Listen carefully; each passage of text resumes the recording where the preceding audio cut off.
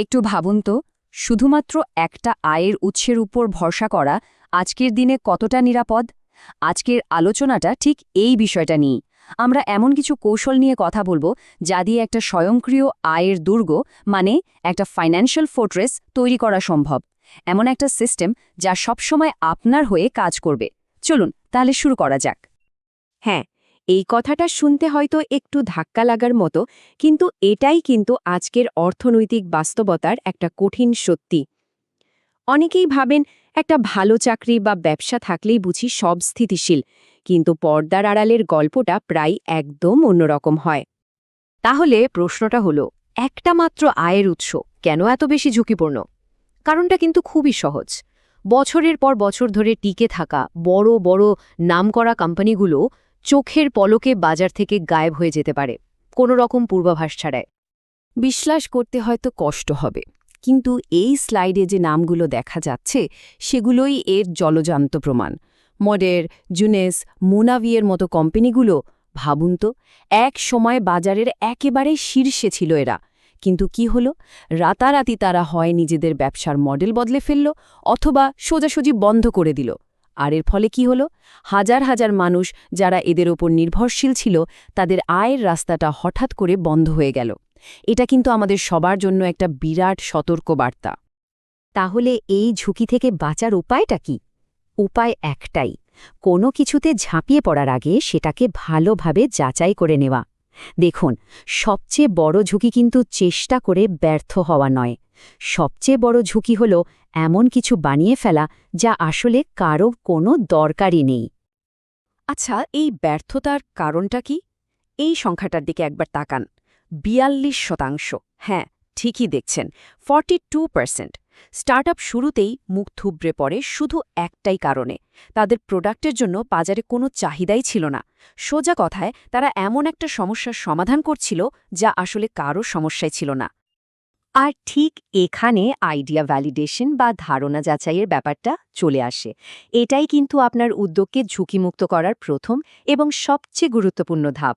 মানে final product বানানোর আগেই আপনি বুঝে যাবেন যে আপনার আইডিয়াটা বাজারে আদৌ চলবে কিনা, আর মানুষ এর জন্য টাকা খরচ করতে রাজি হবে কিনা। এই পুরো প্রক্রিয়াটাকে না খুব সহজ ৩টে ধাপে ভাগ করে নেওয়া যায়। প্রথমত, হাইপোথেসিস, মানে আপনার মূল আইডিয়াটা ঠিক করা, কার কোন সমস্যার সমাধান করা হচ্ছে। দ্বিতীয়ত, একটা এমভিপি, মানে মিনিমাম ভায়াবল প্রোডাক্ট তৈরি করা, যা হলো আপনার আইডিয়ার সবচেয়ে সহজ ছোট্ট একটা ভার্সন।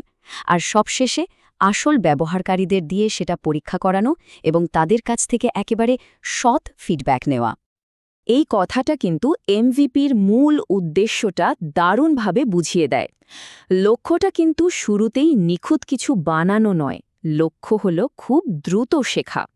হ্যাঁ, প্রথম ভার্সনটা অসম্পূর্ণ হতেই পারে, কিন্তু ওটাই তো বাজার থেকে আসল প্রতিক্রিয়া বা রিয়াল ফিডব্যাক এনে দেবে, যা কিনা যে কোনো অনুমানের চেয়ে হাজার গুণ বেশি মূল্যবান। বেশ, তাহলে ঝুঁকি কমানোর উপায় তো জানা গেল। এখন চলুন এমন কিছু পরীক্ষিত বিজনেস মডেলের দিকে নজর দেওয়া যাক, যেগুলো স্বয়ংক্রিয়ভাবে আয় তৈরি করতে পারে আর আর্থিক স্বাধীনতার পথে এক ধাপ এগিয়ে নিয়ে যেতে পারে। এখানে 10টা আলাদা আলাদা মডেলের একটা লিস্ট রয়েছে। দেখুন, ড্রপশিপিংয়ের মতো কম ঝুঁকির মডেল যেমন আছে, তেমনি অনলাইন কোর্সের মতো জ্ঞানভিত্তিক ব্যবসাও আছে। মানে সম্ভাবনার জগৎটা কিন্তু বিশাল। চলুন এর মধ্যে থেকে কয়েকটা জনপ্রিয় মডেল নিয়ে একটু বিস্তারিত আলোচনা করা যাক। প্রথমে আসি ড্রপশিপিংয়ের কথায়। এর সবচেয়ে বড় সুবিধাটা কি জানেন? কোনো প্রোডাক্ট স্টকে না রেখেই ব্যবসা শুরু করে দেওয়া যায়। তাই শুরুর খরচ বলতে গেলে প্রায় শূন্য। তবে একটা জিনিস মাথায় রাখতে হবে, এখানে লাভের মার্জিন সাধারণত কম হয়, আর ব্যবসার সুনামটা কিন্তু পুরোপুরি সাপ্লায়ারের উপর নির্ভর করে। এরপর রয়েছে সাস, মানে সফটওয়্যার অ্যাজ এ সার্ভিস।